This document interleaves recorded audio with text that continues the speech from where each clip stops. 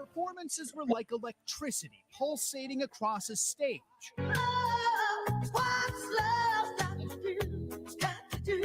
Powering her gritty, unmistakable voice and trademark dance moves.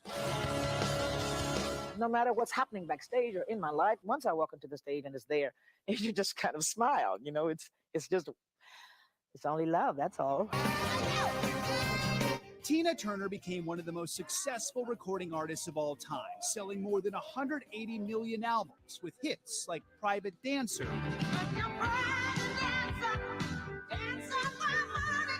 and Better Be Good to Me. She was born Anna Mae Bullock, growing up in Nutbush, Tennessee, a place later immortalized in her music. That was just one of many songs with Ike Turner, her husband of 16 years. It was a notoriously abusive relationship, one that Tina eventually escaped, something she reflected on in a recent HBO documentary. I had an abusive life. There's no other way to tell the story. But during appearances on Today, she also spoke about overcoming her painful past. Let go, forget the blame. Take it on as something happened, you finish with it, and focus a little bit more on doing something rather than feeling sorry for yourself. The 80s brought a whole new chapter for Tina, who reinvented herself as a solo act, winning a pile of Grammys. What's this? Even starring in a blockbuster movie, Mad Max Beyond Thunderdome, which featured another one of her hit songs. Her life was the subject of a movie, What's Love Got to Do with It? Later, a Broadway musical, simply titled Tina. A career so sweeping, she was inducted into the Rock and Roll Hall of Fame twice, most recently in 2021 as a solo artist. If they're still giving me awards at 81, I must have done something right. She shared the stage with the biggest names in music, including Cher, who reacted to Tina's passing last night. There was no other person like her. She gave me lots of strength sometimes, and I gave her lots of strength too. I think we were perfect friends for each other.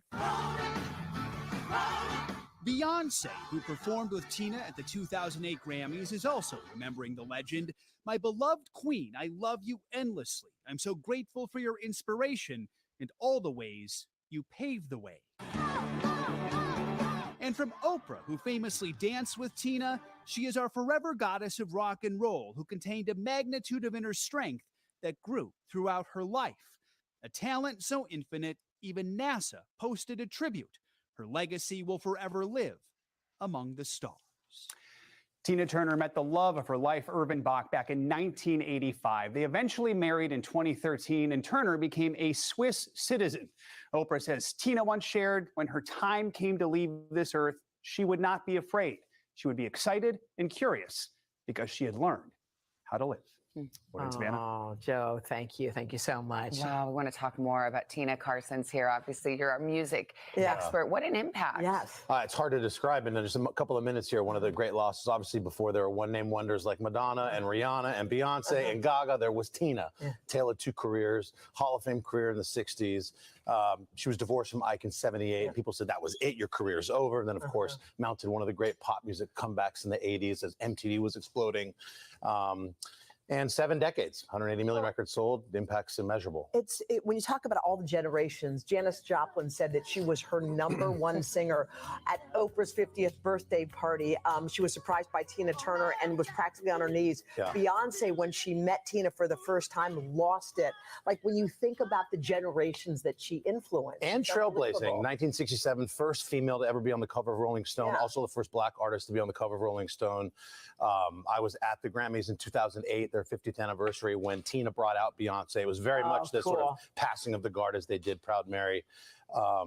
She was described as an absolute hurricane on stage and really owes a lot to Mick Jagger. Mick Jagger took him out in 1966 in England when Ike and Tina weren't getting that kind of audience, and again in 69. And when you think about all the hell that she went through with her husband and how it did not define her, and she ended up being incredible, even better afterwards. Yeah, and into the movies in the 80s and everything else. All of it. Really a a terrible loss. Yeah. And All right. she's a triumph. Thank you, Carson. See you in a little bit. We're going to celebrate Tina Turner throughout the morning, including her many visits here on Today. We're also going to have a special conversation with one of the star's backup singers. You will recognize her. She's an actress as well. Pretty incredible.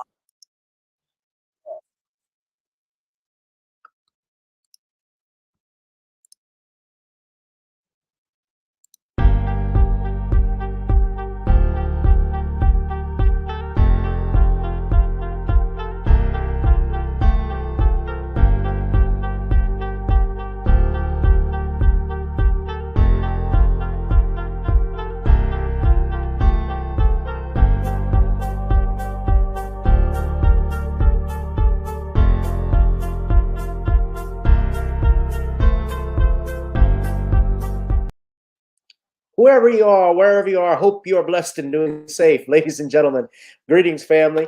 Of course, I'm tuning in. You see me without the glasses off today. But if you're looking for some opportunities, particular advertisement opportunities, then look no further at the link at the bottom to my email address. You can hit me up for advertisement opportunities. We are supporting and promoting your businesses here on this channel. You can also, if you would like to donate and subscribe to our Patreon, a link is at the bottom as well. So you have multiple ways in which you can advertise with the platform by emailing me when we go on through our live stream. You also have access to premium content, those that want to see premium content that you will not find here on YouTube or Facebook or Twitter, as I am suspended probably by now. You guys can check out the Patreon at link at the bottom. But advertisement opportunities, definitely email me, gavin.grich1@gmail.com for rates. And for the Patreon, it is the same as the YouTube channel. It is channel gboot2786. All right, I'll holla. Peace.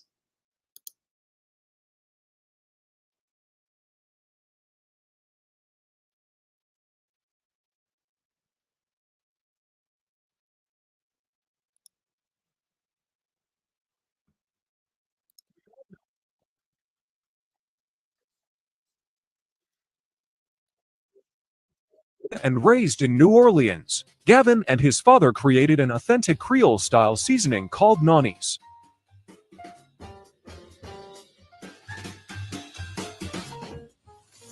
All right, so we just tried the chicken, and we put the tried the chicken with some Nani's. We added some Nani's Creole blends that y'all saw earlier. And Dad is shouting out to Dad, how was it?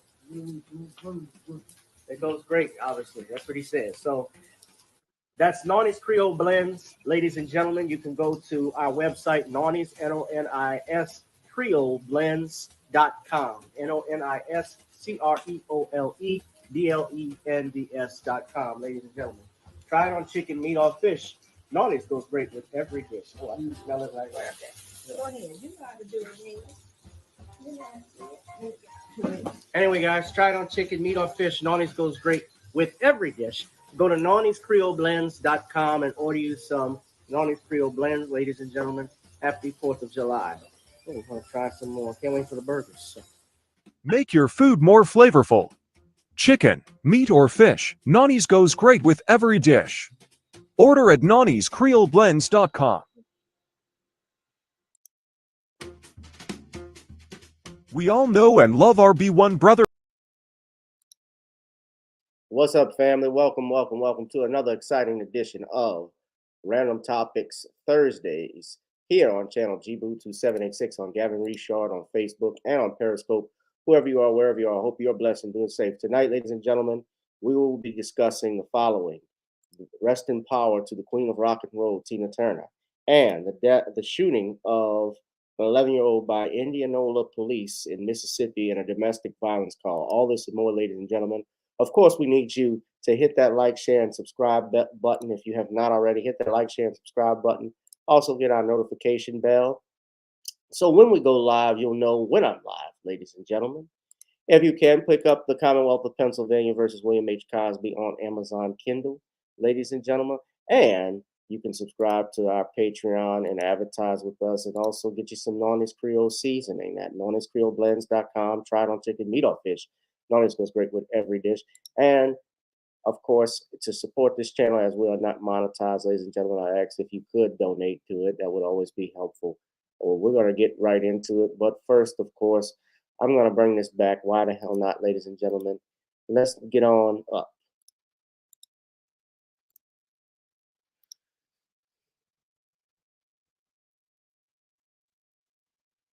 Uh-oh.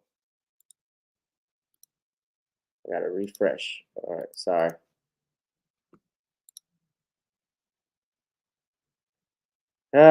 Marvelous. On second thought, we'll play Get On Up a little bit later. I'm going to come on. How we doing tonight, family? Welcome, welcome, welcome to another edition of Random Topics Thursdays, ladies and gentlemen. And let's bring in our brother guest. He is the author of The Man Crisis, The Woman Crisis, and the John Haynes series. He has written over 83 books, I believe, and counting. And he's working on his next book for the counterpart to the John Haynes series, which is the ISIS Papers. Ladies and gentlemen, please give it up for Sean James. Sean, how you doing? I'm good, Gavin. How are you? I'm doing great. Buy The Woman Crisis on Amazon for Sean. Sean, if you want to do a plug-in, another plug-in, you can. All right. Tomorrow, the next book in the John Haynes series, John Haynes 1987, is going to be available in paperback and Kindle format. And if you want to take a trip back to the 1980s and learn something about John Haynes' past, you need to get this book, which takes place in the 1980s and will give you a lot of backstory on the John Haynes character. So John Haynes 1987 will be dropping tomorrow, and you can get your paperback and Kindle copy by putting in an order at Amazon.com or Google Play. All right. So we're talking about, thank you, Sean. We are talking, of course, about the passing of Tina Turner, the rock and roll icon. You saw the video from that. And not just a rock and roll icon. Before that, she started out as a soul singer. She was with, let's be real, with Ike and Tina Turner and the Ikettes, which they had a lot of hits, including Proud Mary, Nutbush, River Deep, Mountain High, many, many more hits. A Fool in Love, which I think was their first hit together as a couple. So my era of Tina Turner, being I was an 80s baby, I don't remember obviously when she did Private Dancer, which had a lot of hits on it. As you know, Tina Turner sold over 180 million albums worldwide. Her biggest album to date was The Private Dancer, which established her, separated her. At the time, she was already divorced from Ike Turner. And I think that put her back in the spotlight. She actually won Grammys. That album, as a result of it, she actually got to do movies like Mad Max, Welcome to the Thunderdome in '85, I think. That was the year, Sean, right? Yeah. So, and she was also in We Are the World. She was a part of that. If you have now, of course, what I want to talk about with that, I know people who knew. Well, I know someone who knew Tina Turner, knew her personally, but obviously had been around her. Our brother Judge Joe Brown, and he has a different light on Tina Turner. I will play, and we're going to talk about that movie. But I guess before we do, Sean, why don't you have any thoughts on Tina Turner? Well, I have mixed thoughts on Tina Turner. Now, I made a video on Tina Turner that's going to premiere Saturday, and I expressed my mixed feelings about Tina Turner. Now, yes, Tina Turner was a great musician and a very talented singer, but my issues with Tina Turner have to do with the way she went out here and promoted misandry and anti-black man hate back in the 1980s. Now, I know that Tina Turner, again, was a very talented musician, and that will always be her legacy. That's something that I appreciate as related to her gifts, as related to singing. But my real issue with Tina Turner, again, is how she went out here and continued to support anti-black man misandry in the mid 1980s, all the way up to the 1990s, with the book I, Tina, which went out here and demonized Ike Turner and made him out to be the bad guy of the story, helping the mainstream media create the narrative of the Black Brute that was further promoted by Oprah Winfrey as she was looking to demonize Black men and continue to promote the anti-Black man agenda. That's my issue with Tina Turner. She went out here and tried to make Ike into this super brute, and she wanted to make it look like Ike Turner was this monstrous woman beater. But in actuality, they don't talk about Tina Turner's hypergamy and how she was involved with one of the musicians in Ike's band before she even got with Ike and had a child with that musician. And they don't want to talk about all the stuff that she was alleged to have done.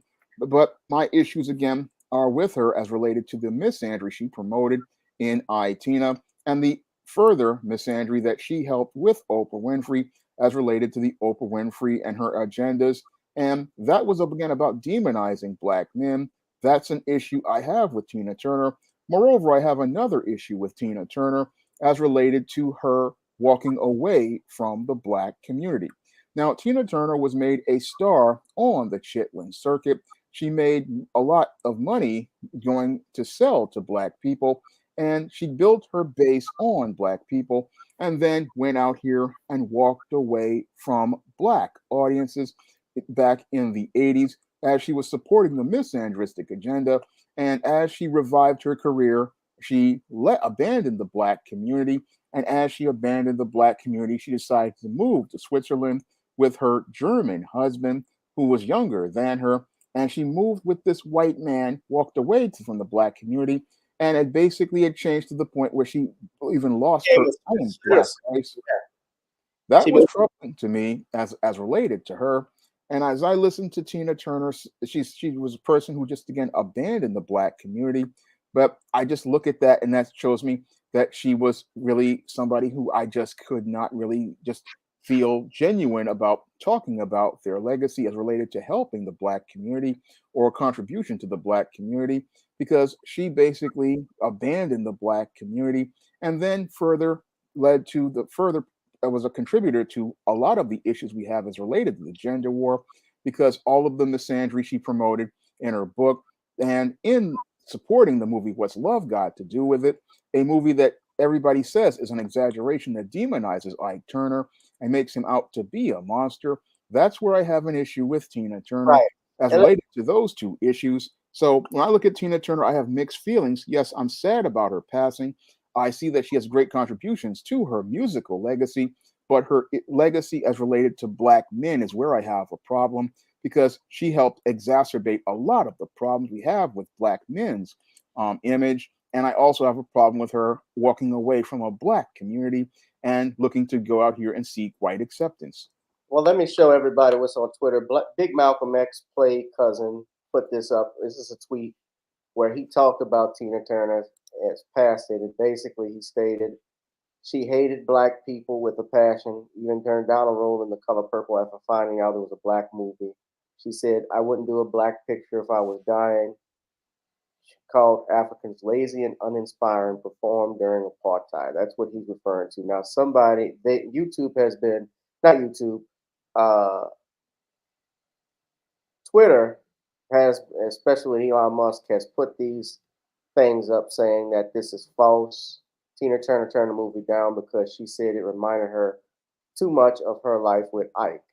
Now, he responded and said, they've been doing that. They do these checks on these tweets. They did it to Tariq Nasheed. They've done it with a few other people. That's stuff Elon Musk's doing. If you remember the city bike woman they did that with. But according to, so Turner was also the first choice of playing Whoopi Goldberg's character, according to this. Now, I don't know where this is coming from, so I think it's important to point that out. But Quincy Jones assumed she was on board, scheduled her meeting with the director, of course, being Steven Spielberg. But as he said later, she flipped on him. And I got to talk about that, too, because they got another Color Purple coming out. I wouldn't do a Black picture if I was dying, Turner said. It took me 20 years to get out of that Black shit, and I ain't going back. Looked into, but I get that Africans are sort of very lazy people. They're not very aggressive. They just sort of want to live off the land, and they're very comfortable. which is great if you can do that, you know, if you're in a position to be able to do that. But I felt that they enjoyed our performance there, but I have to be inspired by something when I go to Europe. I enjoy it because the people there are very fashionable, and it's just fun. I mean, all we do is work. We check in a hotel, and we go on stage, and we go to the airport. So you have to feel some kind of inspiration from a city, right? So when I go like to Africa, I'm very down because like the food isn't good. I don't get any really good, fantastic vibes from the people, so I'm just really bored. She's bored being in Africa. Now, but she loved Europe. Now, Judge Joe Brown is from Memphis, where Tina Turner is from.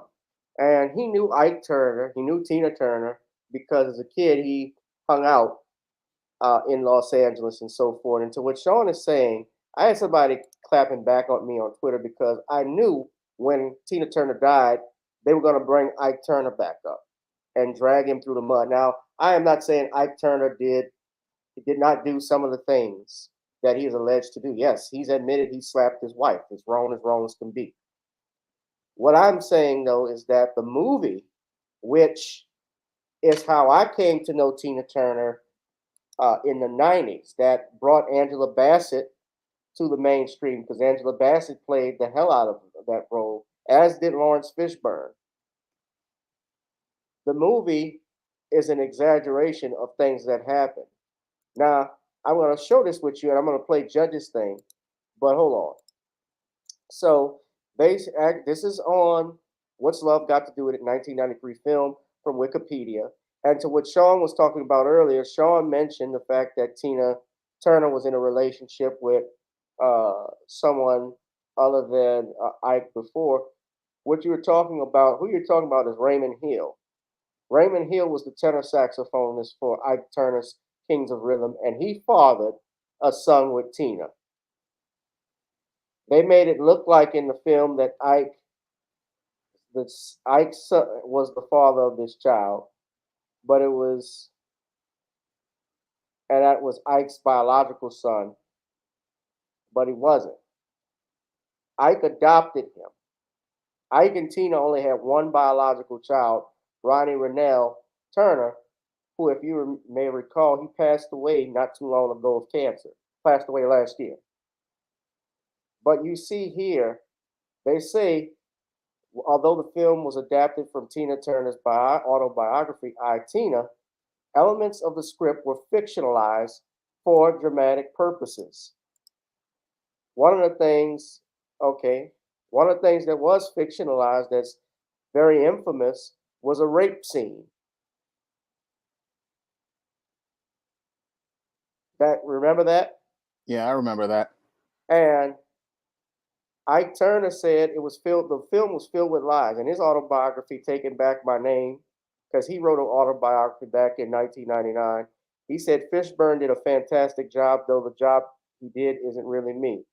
He also stated he was upset about the rape scene, which he claimed was fabricated and was the lowest thing they could have ever done to me. He added that the film damaged his reputation. He states, even Tina Turner stated that she wished the film hadn't portrayed her as a victim. She told Oprah in 2018 that she had only recently watched the film. She said, I watched a little bit of it, but I didn't finish it because that was not how things went. Oprah, I didn't realize they would change the details so much. So when somebody's asking me, why am I defending an abuser? No, why don't you get your facts correct? Nowhere in this tweet, and I'll show y'all what I was talking about. Nowhere have I defended women being abused or what Ike Turner is alleged to have done. And for the record, the stuff I've heard, and you're going to hear from Judge Joe Brown, Tina Turner was, her way he describes it, was just as physically violent or even more of an abuser than Ike from what he witnessed. Now, I wasn't there. All of this is alleged. Let me just state for the record. And yeah, Tina Turner and both Tina and Ike Turner are deceased now. So what's done has been done. But Let's play this video, this clip. Shout out to Valerie Denise Jones. I just want to play this so Judge Joe Brown can talk about you sissified punks and that damn witch. What's love got to do with it? Talking about Ike being the one that is the vicious one. No, Tina was a pimp in Memphis. All my old pimp fools that I used to represent were in awe of that woman. They used to say, Tina, little bitty Tina, she was a gangster pimp at 17, had a whole stable of hoes, 2, 3 bottom hoes. Used to pop a cap on. Wait, are you talking about my Tina Turner with the beautiful legs? Yeah, that one. No way. She's notorious No amongst way. the pimps in Memphis where she used to be a pimpette. Gangster pimp. And all the men on my generation in LA who thank Ike for keeping us straight and coming around and talking to us whenever he saw us about stay in school, stay drug free, get your studies together. The most important thing right now you can do is get your mind together. That was Ike. I remember that from being in elementary school all the way through high school. And that violent, rude, crude woman who cussed everybody out, who mistook her for Ike, driving around in that tinted window Rolls Royce twin to Ike's. Yeah, we remember her. But see, that's how they lie about it. You know what Ike was in there for? I just love Tina Turner, and you're breaking my heart. That woman is a witch. That woman is a witch. When we would say, hey, Ike, and if it was Ike, he'd have his homeboy roll the windows down. He'd stop, pull over, talk to us for 2 hours, send his homeboy off to get hamburgers and fries and Cokes, come back and talk to us. If we made a mistake and it was Tina in the Rolls Royce, she'd roll them down, call us all kind of black N-words, little MFs. How dare we talk to her? And she'd go run our little pickaninny cells over. That's how she used to go. This was after the last of the 2 shows we did with him, and his then current wife had aired. He said, Judge, I didn't know they were going to do that to me when I signed that release. I wasn't like that. I said, brother, I know. I was one of those boys in LA that you talked to from the 5th grade all the way through high school. You would stop. Man, you must have stopped 7 or 8 times. Me and my homeboys were out there, you know, playing touch football or something, or tackle football in the park, or just hanging out. You were telling us what time it was. You remember that? Yes, sir. How old are you? When I told him, oh, yeah, you would. I thought you were younger than that. I said, man, we thank you. And you know what he was in my court for? He and his wife had a foundation, and it was for battered women. And what they did was they would gift these women money to get away from the abusive man. If they went back to him, it wasn't a gift, it was a loan. I saw that evil witch when I was at a barbecue cookout that some family friends were having 4 doors down from where he and Tina Turner lived up in Baldwin Hills, and he was down on his knees gardening with a trowel. And he got up, took his gloves off, dusted his hands off, came over, shook our hands, talked to us, asked us how the football team was doing since we all played ball for Dorsey High, told us to hang in there. He kept up everything, went back over. Tina comes storming out about 20 minutes later, cussing and hollering about why didn't he have these lyrics together? And he was trying to tell her, he was trying to think it through, which was what he was trying to do then. She got to cussing. He got to asking her, would you please stop that? There's some kids listening. She cussed us out, walked to the edge of the property, hands on hips, started yelling all kinds of foul crap at us, walked back in. About 15 minutes later, she came out mad again about, I'm not waiting on you coming up with these goddamn except for lyrics. She picked up one of these real heavy rakes, the kind with the wrought iron head to it that looks like a comb, and then the big shaped handle. Fortunately, she picked it up by the rake end. She hauled off and hit him, looked like it was hard as she could across his back. The man flattened onto the ground, said, "Damn, baby," and then she hit him again. Then she stormed back in the house. Another time, I was in college getting ready to go to law school. And what happened, I was in the boys market on Crenshaw by the railroad tracks of LA. There were 4 little cute girls that obviously had gone to Dorsey High by the sweatshirts they had on. And they were saying, "Oh, is that Miss Tina? Oh my God, it's Tina Turner." And they said, "Are you sure?" "Yes, it is." So one of them had the temerity to say, "Miss Tina," she turned around, "You little black bitch. How dare you talk to me, little hoe? I'll slap the grease off your face. I didn't give you permission, little slut, to talk to me." And the girl started crying. That's how that bitch was. So, Judge, I was 20-something then, and I've been seeing her since I was 9, 10 years old do that shit. There were 3 scenes in the movie. One, the iconic line, one of the line everybody know, "Anna Mae, eat the cake." He shoved the birthday cake in her face. And she ran out of the restaurant. Oh, that's the a other lie. one was the big, that is a lie. What about the big fight in the limo? The alternative was somebody gave her the damn cake and she smashed it in their face.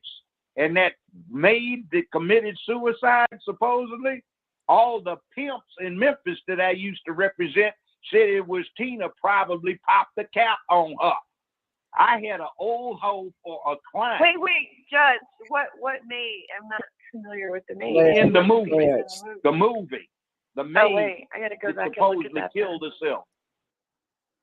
That's enough of that. Judge was going off, but he had some insight, I guess, being from Memphis and in Los Angeles, because he lived not that far from Tina Turner and Ike and remembers very vividly this stuff. And he tells me this today. I was just texting him about it. I shared with him that Tina Turner died. And he did not, let's just put it this way, he didn't have anything nice to say about her. But the point being, Sean, is that a lot of stuff, when you work in movies and especially in the realm of fiction, you know that Hollywood exaggerates many things. And the movie is a classic film, but you got to take into account that they exaggerate and change facts like they always do with many of these rock and roll stars in movies. I'll let you speak. Well, yes, they do exaggerate in these movies, but the way they exaggerated on Ike Turner it breathed brand new life into the stereotype about the black brute, and that's my beef with this movie, and it's my whole beef with the whole Tina Turner narrative, is that it's designed to make black men into monsters and tried to make it look like Ike Turner was this woman beater and never really gave us any sort of objectivity as related to all of this so-called domestic violence. It never showed it how it was a two-way thing, and that was my big issue with it, because black men had to suffer as a related result of this, because our image was demonized as part of this propaganda with this movie, The Color Purple, and many other pieces of anti-black misandristic media that came out over the course of the 80s and the 90s. How would you say that the movie, when you say the movie affected the image of the black man? Explain how to some people, because they'll say, well, it's just a movie and it's about this one person. It's not just a movie. This media is about programming ideas into into people's minds about black men. And the whole point of this image, when it's correlated with other images, is to condition you to believe that black men are violent, black men are not capable of being loving or caring, and that black men do not know how to go out here and have a healthy relationship with a black woman. It's all about demonizing the black man and making him out to be this violent, out of control monster. A brute. Yeah, brute. Big black brute. Big what it is, yeah. muscle bound, just violent brute who just brutalizes women. That's what they want to see a black man be. And this takes us back to old racist stereotypes that came out since the antebellum South. And that's my issue with the images as related to Ike Turner and them tarnishing his legacy. They went out here and then made this man into this super monster when we never got to hear Ike's story. And that was a big problem with this movie and many others. We never got to see the black man's side of the story, and we never got to hear from the black man and his viewpoint until later on, as related to Ike's own book. And that book never really got the press and coverage that Tina's book got in the modern day media. And that's my issue, because we didn't get a fair picture of that gave us both sides of the story so we can make our own observations regarding it. This is what I'm talking about. This is when you see Destroy This Mad Brute in this was World War One. And you juxtapose that LeBron James does the same thing on a cover of Vogue with Giselle Bündchen, who is formerly Mrs. Tom Brady. She wasn't married to Tom Brady at this, I think, when this was taken. But this is what they did with Ike Turner, what's love got to do with it, which is what my point was. And let me just share with you all what I was talking about when I was responding.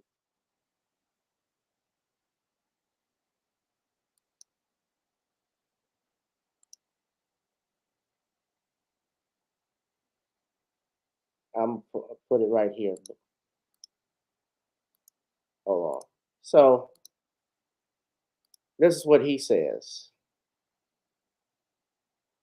I never clout trace. Right is right and wrong is wrong. All Ike had to do is stop abusing Tina. That's all. Like many, I experienced domestic violence, so I know what I see.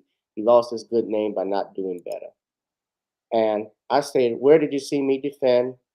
He accused me. Well, she asked the question, why defend abuse? All abusers need to do is stop abusing women. And clearly,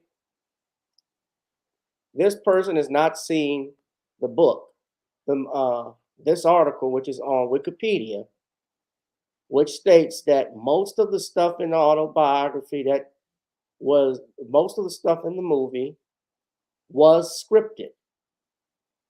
It was fictionalized. It's made for fictionalized for dramatic purposes. That's the point.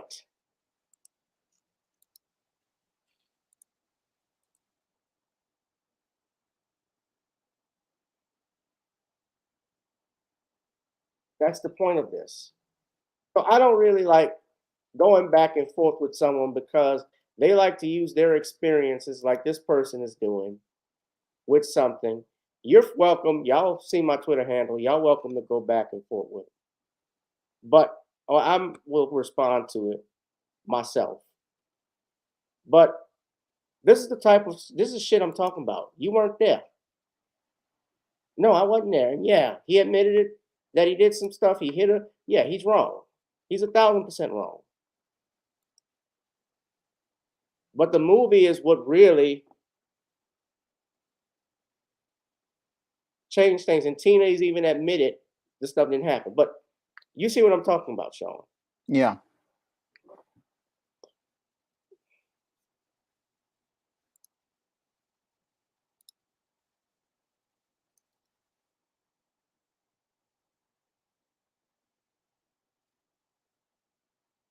So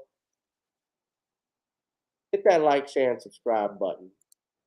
Y'all see my Twitter handle. If y'all want to go and comment, you can. Hit that like, share, and subscribe button. My point is that we got to do better. And I'm going to ask people to just read. But people take that and roll with it thinking it's being an apologist for abusers or rapists. That tells me you're into your emotions. You're not thinking logically. Am I right? Yeah.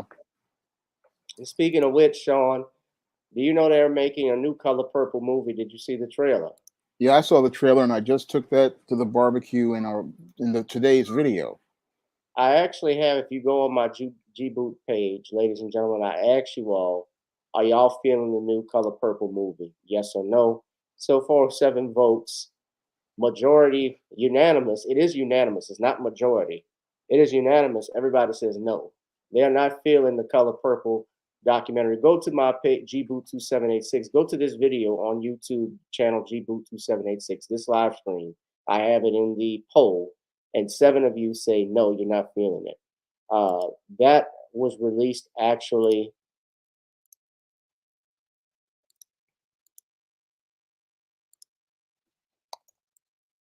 on that was actually released a couple of days ago. I see you just so your video just debuted on it. Yeah, debuted on it. I took it to the barbecue just at 8 o'clock tonight. Yeah. And I want to show everybody what's going on here. So this is the Color Purple new movie. I believe Haley Bailey is in it. They made it a musical. And it's still produced by Steven Spielberg, Quincy Jones, and Oprah. And it's supposed to come out this Christmas. It's got 26,000 likes to 11,000 dislikes.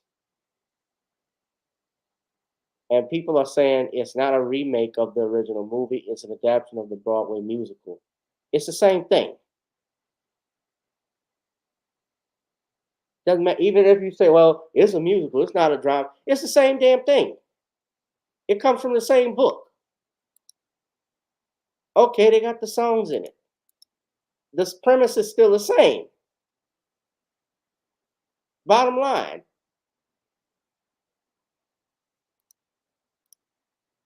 I'm not going to play the trailer because they'll put a copyright strike, but I'll just put this picture up.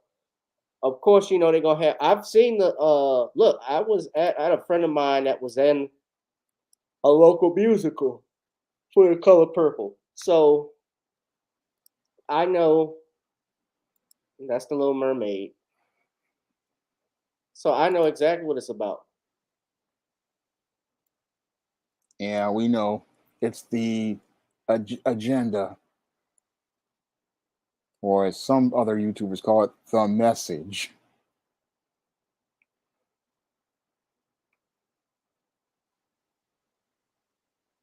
Yeah.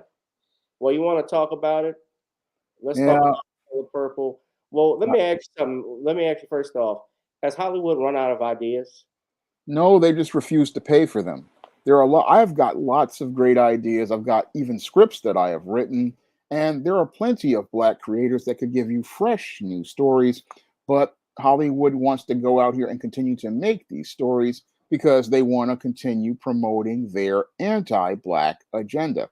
And that's what this movie, The Color Purple, is all about: reconditioning another generation of Black women and girls to hate Black men, just like Black women and girls were taught to hate Black men by this misandristic piece of propaganda.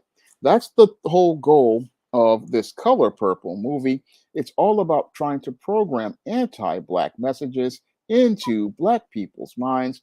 And after they've seen that people have been pushing back on the slave movies, what they've done is try to go out here and pivot and go out here and make this Color Purple adaptation over this musical. And this musical is, again, another minstrel show that they want to push their anti-Black agenda and then use this as Oscar bait to elevate these kinds of narratives. So I see right through this Color Purple remake. It's just a repackaging of the slave movie and pushing the same racist narratives where you're going to demonize the Black man as a super brute and a monster, and then try to push the message or the agenda to tell Black women the only way to find love is with each other, and you can't have healthy heterosexual Black male and female relationships. So I see the thing with this movie, and again, it's just another movie I will never support because I saw the original Color Purple and I saw all of the anti-Black racism and anti-Black man messages, and I never ever want to see that movie again because that movie presents the worst images of Black people and shows me why Hollywood, they talk about, oh, there's no original material. Well, again, I've got original material that humanizes Black people, material that presents you a balanced picture of Black life. But Hollywood don't want to make that because their whole agenda is to keep Black people at the bottom. And that's what happens when you watch media like this. You wind up with a perception of self, to see yourself as worthless, and to only see yourself as having value if you promote anti-Black ideas and platforms. And again, that's why I look at this whole movie and I can't get with it, because Again, it's a remake that shows Hollywood is not about ideas, it's all about agenda and all about making a message that is anti-black. Yes.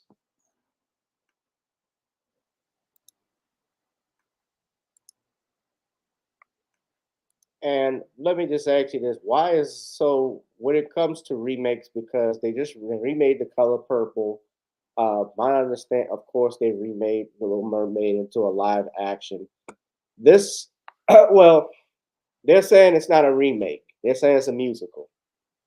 It doesn't really, to me, doesn't make a difference because the premise of the book is still the same, right?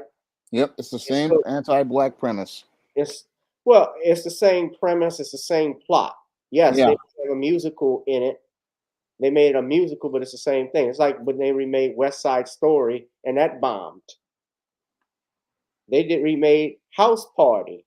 Now I know you've said stuff about House Party and so forth, but I love the movie. They remade that and that flopped big time, even with LeBron James producing it. So what is going on in Hollywood right now, Sean?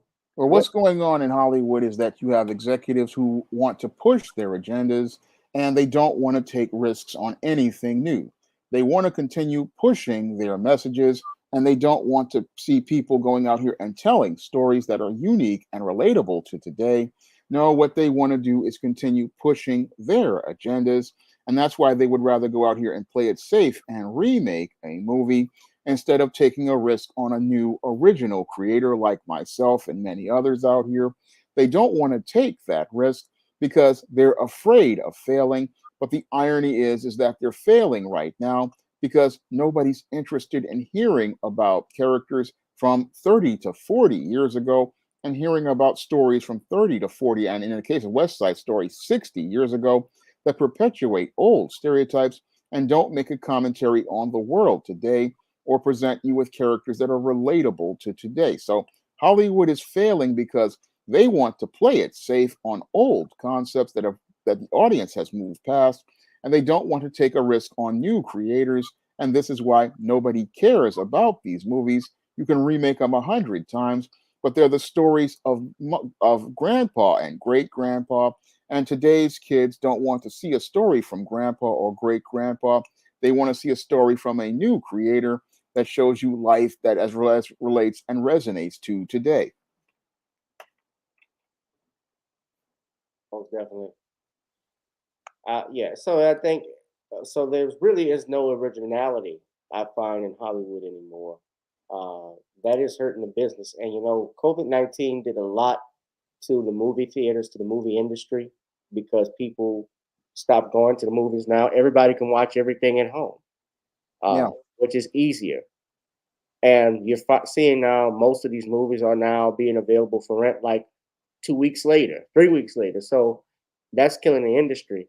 But I personally, they don't like originality. They don't like men. I think I'll take it a step further, Sean. They don't like black men who stand up No. uh, and do things. And, I got this woman going back and forth with me. I responded to her.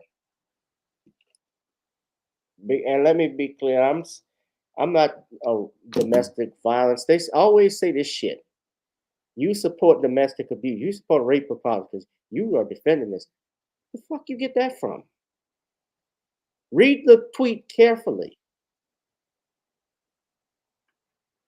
Where do you see me defending him? The point is that stuff gets. I knew they were gonna bring all of this stuff up. Yes, yes, what he did was wrong, putting his hands on his wife. But if I'm hearing what I'm hearing correctly, that she was also abusing him. Look, as an attorney, as someone who's practiced as criminal defense, see, I actually am in the legal field. I have seen domestic violence situations. It's part of my practice area. I've seen women attack men, men, of course, attacking women, and women attacking men. I've seen where they've been charged mutually for fighting. Hell, I've had more women clients I think for domestic violence situations that I had, men are just about the same rate. So that's not me defending. So if I defend her, if the shoe was on the foot, would you be saying this stuff?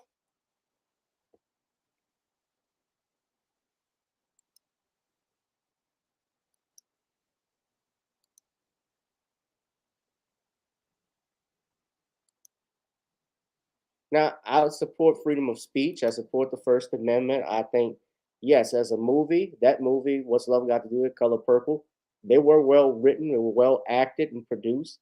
Yes, I believe Angela Bassett and Lawrence Fishburne deserve the accolades they received as actors. That doesn't change the fact that there were and I learned this later on because everybody watches the movie. It's like when I did school projects, people didn't, and you remember you had to do reading assignments over the summer to be prepared for the fall so you could talk about the books. People will watch the movie, like Charlie and Willy Wonka and the Chocolate Factory. That movie is different from the book. That's the point.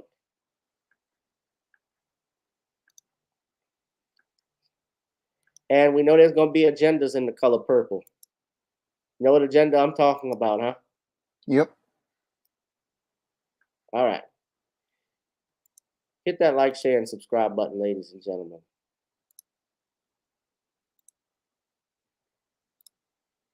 Hit that like, share, and subscribe.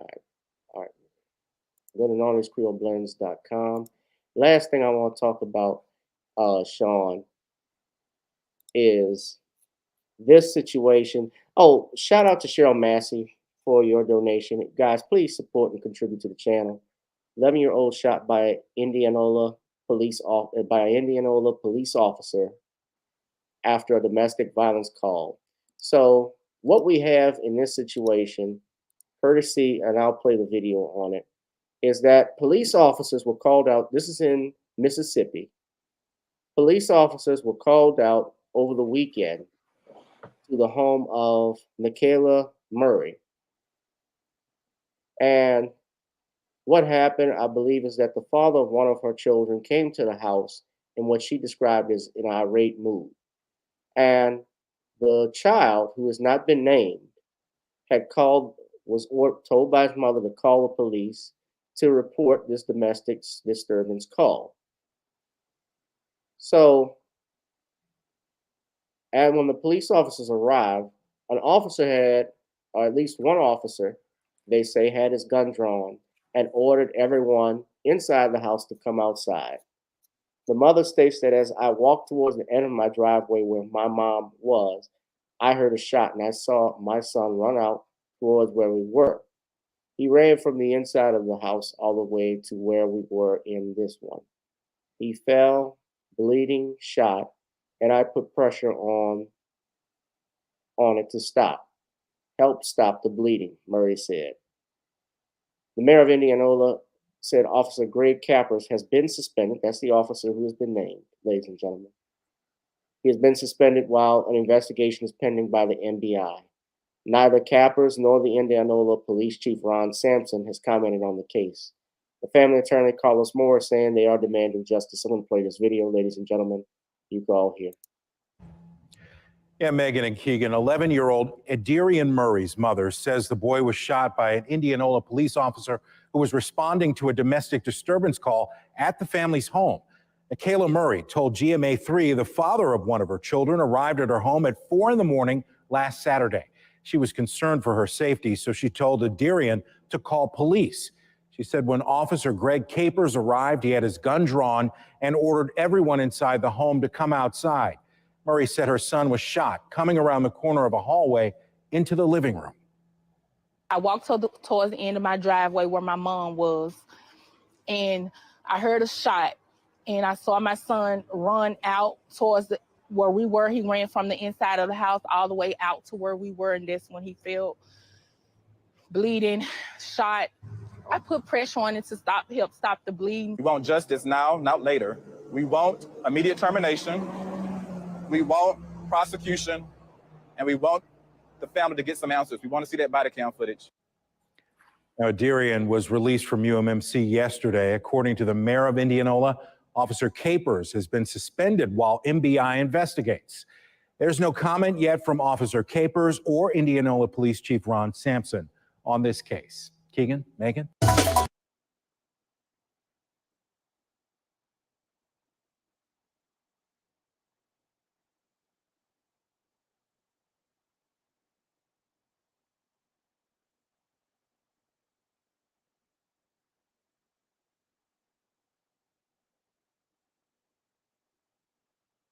Hoping the family gets this. I was muted for a second. Gets some type of justice out of this. Let me just state, typically speaking, I'm not going to say that it's not uncommon for an officer to draw a weapon if they're responding to a hostile situation. I have seen some cases that I've been involved with. I don't normally see them with their weapons drawn out in a domestic call, but it depends on what they see at obviously what their policy procedures are. What exactly did the officers see at the time they arrived at the home? Did they see it was broken into? Did they hear gunshots? Which I don't see from this, there was anything like that. Did they see broken glass outside? Those are things that are going to come up. What I do know is that 11-year-old was shot, and we have to ask why. Obviously, someone not holding a weapon who was following and complying with the officer's orders was injured, and thankfully didn't lose his life. So what happened here, we need to know. Sean. Well, what happened here, sadly, was a tragedy. And it's tragic because this 11-year-old boy basically was just trying to deal with a situation that was way over his head. And it's really scary to me. Again, you can call 911 and a child winds up being shot as a result. That is the scary part for me as related to this whole case, is that this 11-year-old boy wound up with his life put in jeopardy, all related to this 911 call. And that's the scary part for me. And I don't really understand why an officer would need to have a gun drawn unless there was a witness saw a weapon. I don't really see why they needed to do that, because that escalates the situation. And this situation needed conflict resolution in a constructive manner. Now, I understand that possibly this officer and the officers there wanted to contain the individuals by trying to make sure that nobody was armed. But the whole thing is that the way they went about things escalated the situation and basically put this child in the line of fire that led to him getting shot. And I just look at this whole situation. And again, I really look at these cases. And again, it just scares me to go out here and think about calling 911 as related to one of these situations, because chances are somebody's going to wind up dead. Because in a lot of cases with Black men and boys, these situations wind up with their lives put in jeopardy. And that's why everybody has to think twice as related to dialing 911, because you could wind up calling the police on a rowdy child's father, and it could lead to the death of that man or your son. Yeah. We don't know, like I said again, why the officers responded. Well, we know why the officers responded. We don't know why his weapon was drawn. There's gonna be an investigation, and 9 times out of 10, usually they always rely on the officer. That's the public perception. Yeah. And unfortunately, that is true in many degrees. With this situation, this could have been an even more tragic situation, and thankfully it's not. But we're still demanding answers. If someone is compliant, so they always say comply and you'll live. But Sean, that's not always the case, because there is something called human error. Yeah. And there is also something called prejudice. What made you shoot this 11-year-old kid? We need to know. So I'm glad the kid is doing fine. Wow. Somebody said, I was looking on Twitter. By the way, guys, after my last comment, apparently this troll had blocked what I was saying, this person, because now I can't see the tweets anymore, and I was just responding back and forth. I said most of the movie, ma'am, most of what was in the movie, What's Love Got to Do with It, was fictionalized. Even Tina Turner admitted to that and was surprised they put all of that in there. It reinforced negative stereotypes of black men. This is not about you. Because she was bringing up her history of domestic violence. And let me be clear, ma'am, if you're watching, which I'm sure you're not, but to any domestic violence survivor, I feel for you. I'm sorry for what happened. I hope you've gotten justice. This is not a post defending that. And that is for men and women, because there are men who are victims. And yes, there are women who are more, I guess, more likely than not, the majority are victims. So I sympathize with them. But the purpose of this post and what I was talking about is about how that film, since Tina Turner's death has come out, I knew that it was a matter of time before they bring this stuff up. Just like they did with Jim Brown. Jim Brown just recently passed away, and the New York Times, instead of writing, I want to show you the title that they did. And I do not like Jason Whitlock at all. But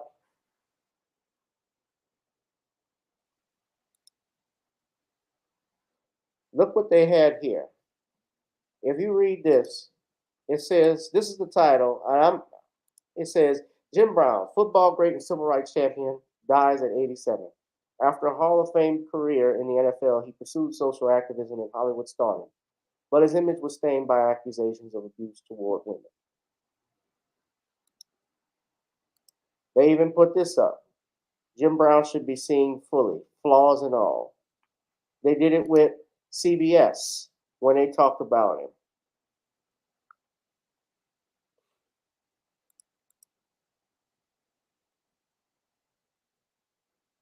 The point I'm bringing with all of this stuff is that they always got to tarnish your name and your reputation.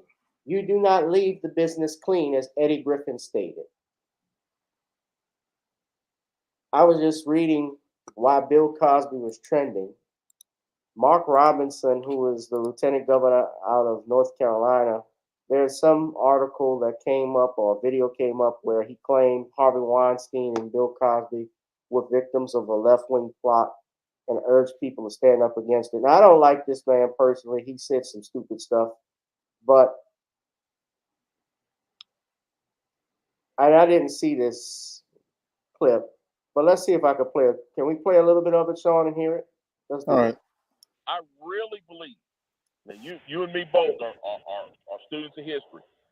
When Joseph Stalin was in power, what did he create? He created a climate of what? A climate of fear. He arrested some of his top generals and top leaders. He threw them in the gulags. He executed them. Why do you think he did that? He did that so that the common man would be really afraid, because the common man would say, look, if he threw a general and a big shot in jail, he'll definitely crush me. I honestly believe, Chris, that is what the left is doing with the Harvey Weinstein, the Bill Cosbys, the Matt Lauers. They have picked out an elite group of people that have committed these so-called sexual crimes or whatever kind of crimes they've committed or offenses, and they have thrown those people underneath the bus, eating their own, to breed a spirit of fear in people, so people will be afraid to stand up and speak up and get involved, because they want people to say, they know everybody's got something in their past. Everybody's sins come short of the glory of God. They know that. They want people to be afraid of their past, and they want to create a climate of fear. And I really believe that's what they're doing with all this. They're eating their own and destroying their own, throwing their own under the bus, so they can create this climate of fear, so that the next great person that gets ready to step up and say, well, you know, I got some skeletons in my closet. I think I'm going to just be quiet and shut up and not say anything, because I don't want my skeletons to come out. I honestly believe, Chris, that's what they're doing.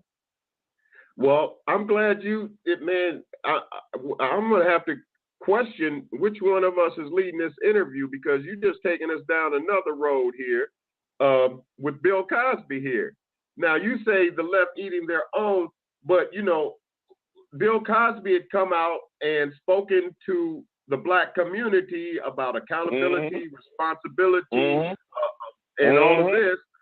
the anti-leftist, liberal, victimist, entitlement message, and then he gets sentenced to up to possibly 30 years. But Weinstein's still walking around. Kevin Spacey's still walking around. But there again, Chris, see, Bill Cosby had a double whammy. He's a perfect one to use. He had the double whammy.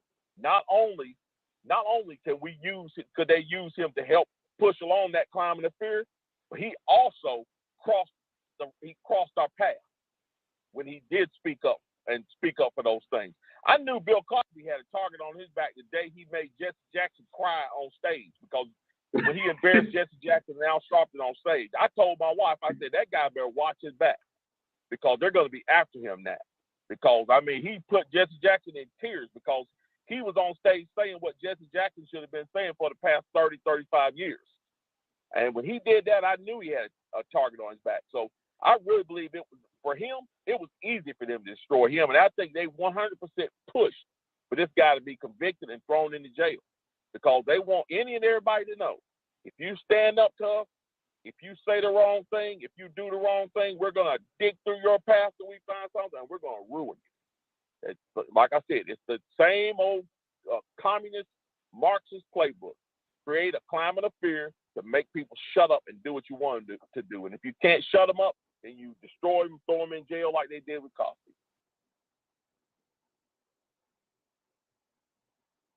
Okay. Sean.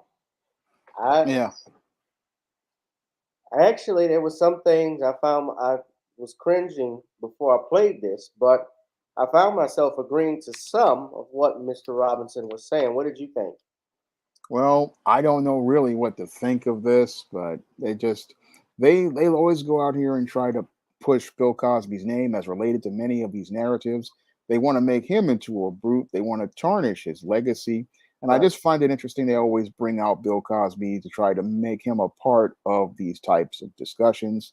It just really troubles me that they're going to these lengths to try to destroy his legacy. It's about trying to destroy his legacy. I know really that Mark Robinson guy, I will say this, he's always going to try and pander to the right because he's a right-wing Republican. He's an Army Ranger, and he's usually says a lot of BS. But neither side is for us. Huh? I said neither side, left or the right.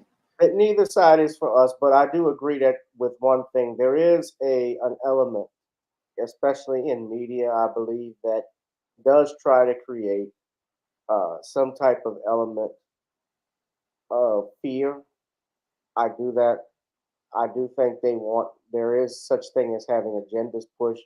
But what I would say is really with Bill Cosby, the pound cake speech really is not the reason why they came after him. Although that was, I would say more or less, that was the green light to go after him, because then they knew that Black America did not have Dr. Cosby's back. It's like what Damon Wayans explained. When he started criticizing young Black men, he even said this on the Breakfast Club, he lost us. And white America saw that, and they said attack and kill him. But the dude from Seventh Heaven, Steve Collins, who admitted to sleeping with an underage girl, he wasn't thrown in jail. His show was never canceled. I think Seventh Heaven is still playing somewhere in syndication world. The Cosby Show was taken off syndication, as was A Different World. And my understanding too is Dr. Cosby was given or offered millions of dollars to do an updated remake of A Different World. Andrew Wyatt told me they offered him millions, but Bill Cosby said no, because in part, as you see, they did the remake of Fresh Prince, calling it Bel Air.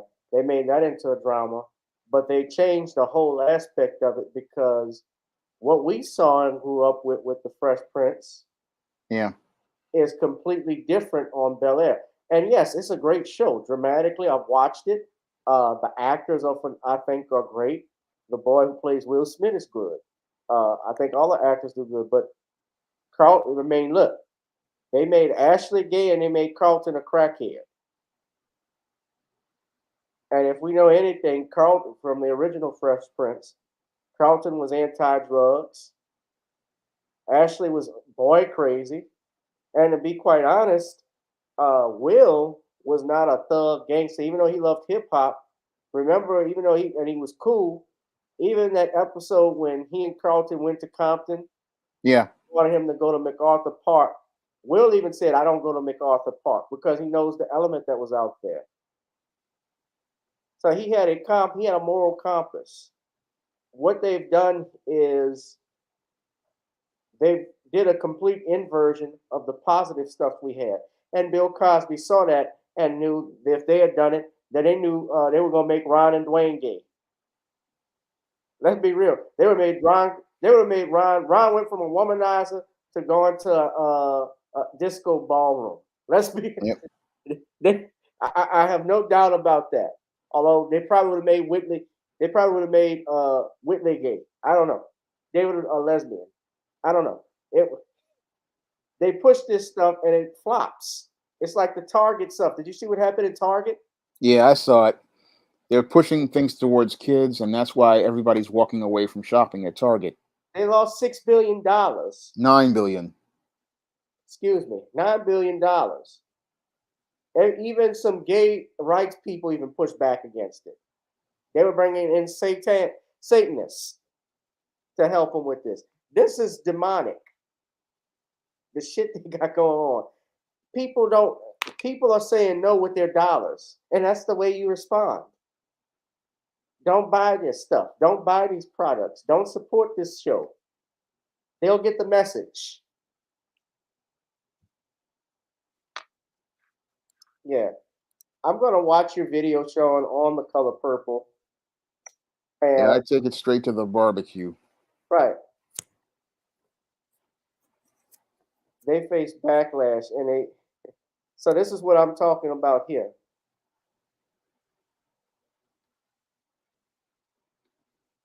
They say Target removed, this is the way the narrative is that Target removed its Pride Month products after backlash against its employees. They said some of their employees were threatened as a result of this. But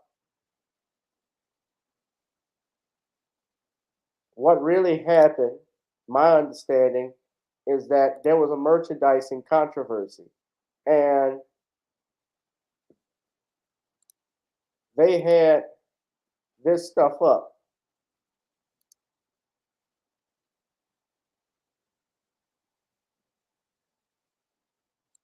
I'm just sharing this. So they had this stuff up and said Target stock value is taking a hit, leaving stock shareholders in a lurch as controversy continues to swirl over its Pride merchandising plans. So the shares slipped another 1.6% on Thursday and have dropped more than 12.6% since the furor erupted a week ago Wednesday, as tracked by Dow Jones Market Data Group. They said consumers are creeped out by tuck-friendly women's swimwear. That was creepy to me. Yeah.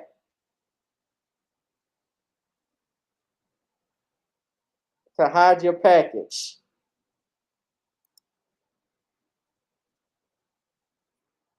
But this is what they support. But it's creepy, Sean, but it's a reality. This is what they want. Yeah, they want to push this agenda. This is the reality.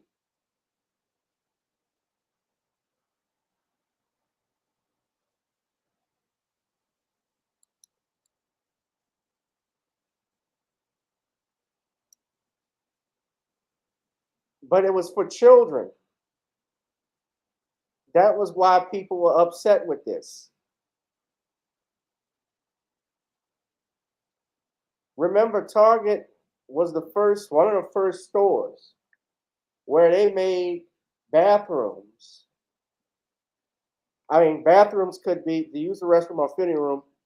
It can correspond with their gender identity, meaning if you were a boy, you could go into the female restroom. Vice versa, if you were born a female but you believe you're a man, you go in the men's restroom. You don't have to have a sex change. That's disturbing. I won't be using their bathrooms. I won't even be shopping there. Some woman wrote, comedian Chrissy Meyer said, thanks to Target, I found the perfect swimsuit for creeping out all the women and children at the pool this summer. Can't wait to tuck my cock into this little number while sipping a Bud Light. Ugh. Well, I don't shop at, I mean, look at that. Ugh. Yeah. That's Adidas swimwear. Yeah, I won't be. I know not to buy any of these products. Oh, y'all couldn't see the video. I'm sorry. Hold on. I'm about to let me put that back up. Hold on. I'm sorry.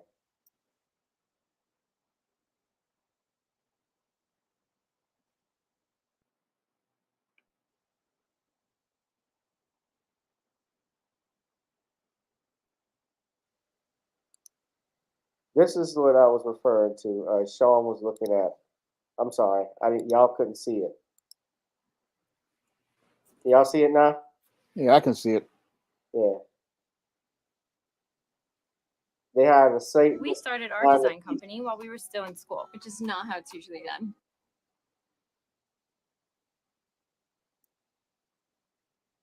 Oh, come on, Danielle. I think you would look great in a tuck-friendly swimsuit. I know you got nothing to tuck. I'm just playing, baby.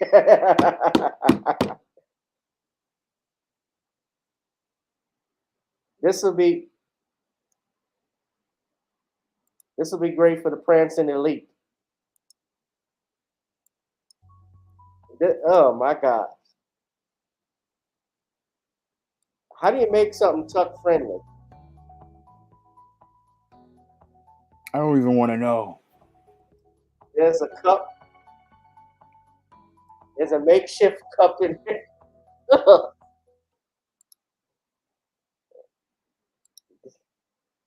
Oh, you love me, Danielle. You know you love me.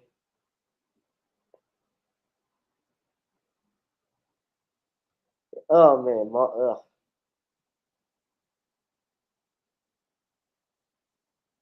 Well, we're gonna wrap this up in a minute, but if there's anybody who would like to make a call, let's take a call, and then Sean, if there are people that want to call in briefly, make your post. What do you think about anything we've talked about tonight? Go ahead. The number is 504-656-6760. Ladies and gentlemen, 504-656-6760. You want to call in? Sean, in the meantime, you can do some promos for your book or your live stream tomorrow. What do you want to? What are you planning? Well, tomorrow night's live stream is going to have an extra special guest in Chris from Chris and Company, and we're going to be talking about how to avoid being a workplace simp and how to avoid the pitfalls and traps that many workplace simps wind up in. So you guys definitely want to be there at 11 p.m. when I have Chris from Chris and Company as my extra special guest for that show. And you definitely want to go out here and pick up John Haynes 1987 tomorrow. This is the year one of the John Haynes character, and you want to get in on John's origin story. So you definitely want to pick up John Haynes 1987 and check out tomorrow night's live stream. All right. Chris from Chris and Company. Okay. Yeah. It's going to be a great one. Nobody is calling in. I guess everybody is either they have a delay or they lost their voices, ladies and gentlemen. Too much screaming and hollering from what we've been going on here. Yeah. This is the Prancing Elite line of swimwear. They have Dwayne Wade modeling this. Yep. Oh man, this is what I was talking about. This is what Adidas put out. I want y'all to look at this. This is a man.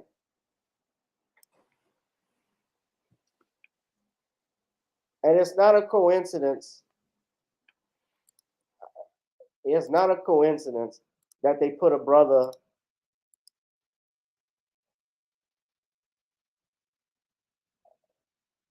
I don't know about that being tuck friendly. Oh God. Ugh. Let me stop. That's a man.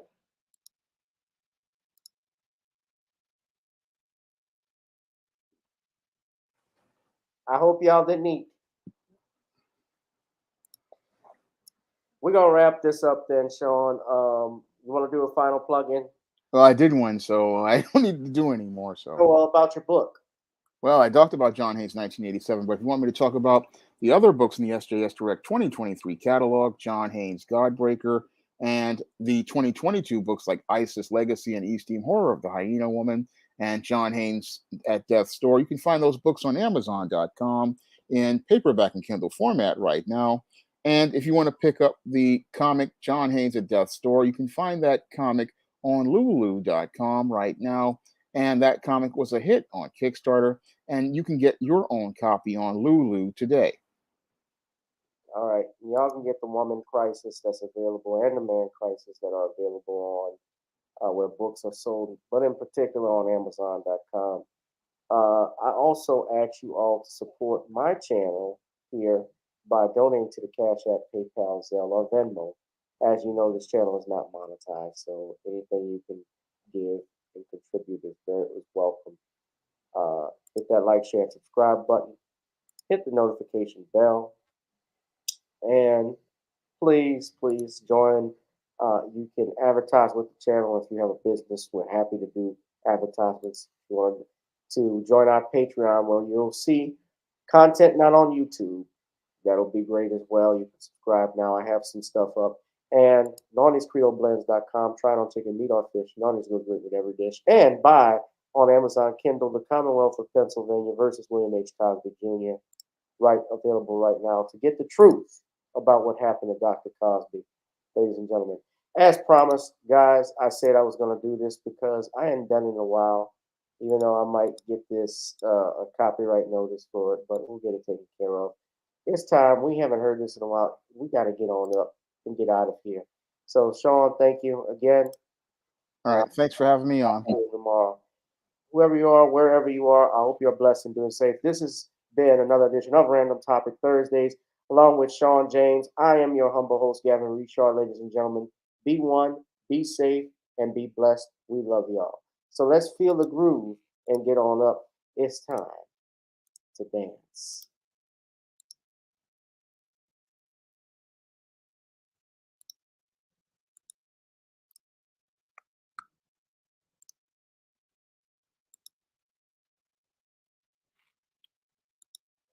Okay, I'm sorry, guys. I don't know what the hell happened. This should be working.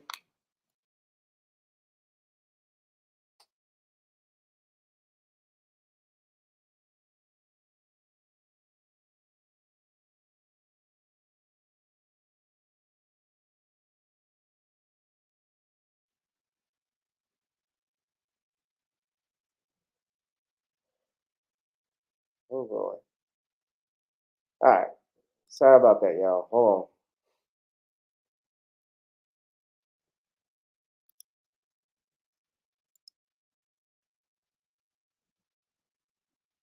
on. Hold on.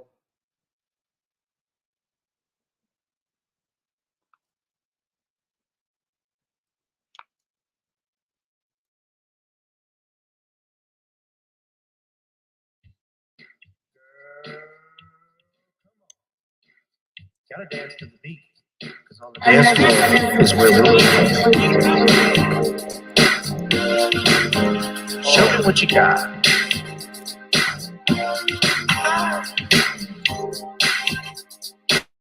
Gotta feel the groove.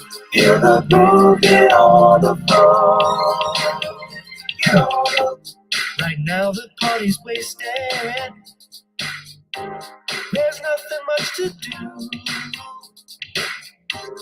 But once the groove gets started, tell me, what do you have to lose?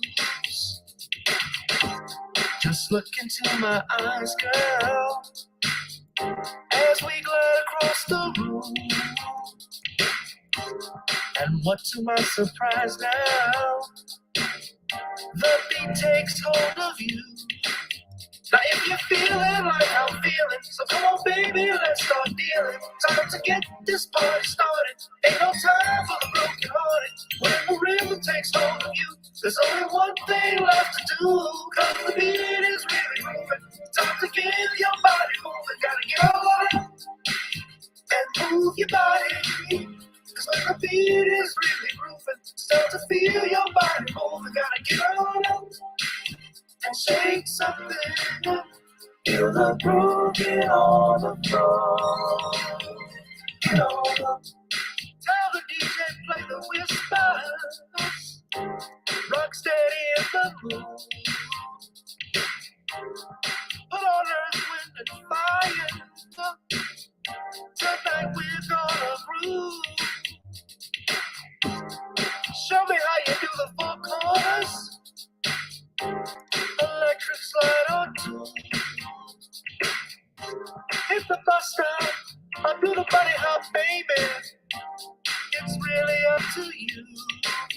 Now if you're feeling like I'm feeling, so come on baby, let's start dealing. Time to get this party started. Ain't no time for the broken hearted. When the rhythm takes hold of you, there's only one thing left to do. Cause the beat is really moving. Time to feel your body moving. Gotta get all up and move your body. Cause when the beat is really grooving, start to feel your body moving. Gotta get all up and shake something up. Feel the groove, get on the floor. Get on up. Now, 2020 hasn't been the best year of all times. We've been dealing with death, the pandemic, racism, bad policing, and all the bad rhymes. But like Uncle Snoop once said, if you breathe and you achieve. And so, if you're ready, I need you all to get on up. Are you ready? 1 and 2 and 3 and 4. Get your butt on the dance floor. 5 and 6 and 7, 8. This jam we appreciate. We're gonna slide and step on the beat. On the dance floor is where we'll feel the groove. Get on the floor. Get on up and move your body. Cause when the beat is really grooving, start to feel your body moving. Gotta get on up and shake something up. Feel the groove, get on the floor. Get on up. Yeah, gotta get on. Come on, baby, gotta get on. Baby, feel the groove, get on the floor. Get on up.